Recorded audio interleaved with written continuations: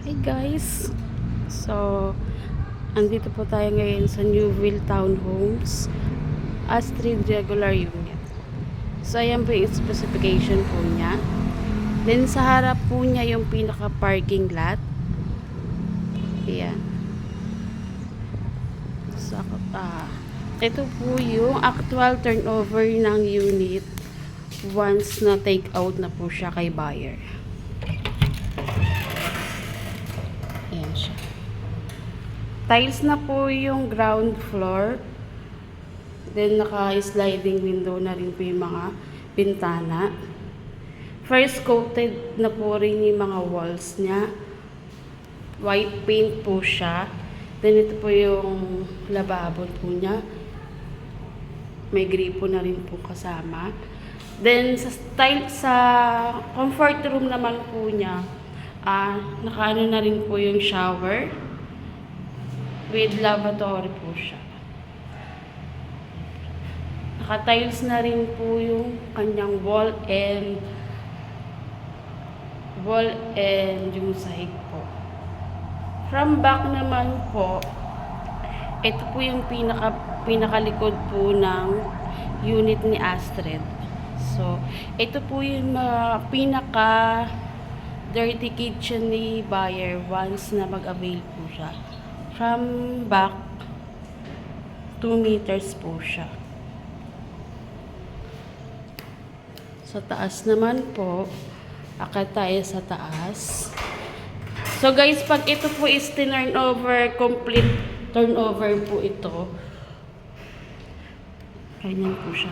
Kung ano po nakita nyo sa video, ganun na ganun rin po yung makikita nyo sa actual turnover ng unit ng mga clients natin. So yung second floor po niya, naka-vinyl type na po siya. So ito yung first room. Saan siya guys? Then ito yung second room. Meron na rin po siya mga nakaabang na pang aircon. Kaya sliding window po yung mga bintana. Then ito yung second toilet bathroom room nasa taas. So, yung pangalawang CR po sa taas, naka-tiles na yung wall at saka yung sahig. Then, may shower na rin po siya naka-built-in. Then, ayun. So, ito po yung master bedroom. Sa master bedroom po niya, nandito po naka-ano yung pinaka-terrace po niya. Ayan. Ito yung terrace. So, kung yung buyer is gusto magpahangin, pwede po siya. Ayan. So, overlooking, pwede po nila makita yan sa labas ng bahay nila. So, may mga ongoing units na po tayo dito.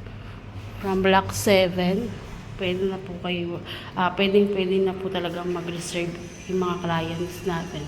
Kasi may mga makikita na po sila mga nakatayo ng bahay. So, ayan po. Sa mga nais mag-avail ng Newville Astrid regular unit, pwede niyo po akong i-message sa messenger ko. I-type niyo lang po Jenny Bagro Policarpio, or pwede niyo po akong tawagan sa mobile number ko, 0951-54021. So, ayan siya guys. Tignan nyo. Napakaganda. Sulit pag complete po talaga. As in appliances at yung pamilya mo na lang po yung kulang dito. So, ayan siya. Mababa tayo guys.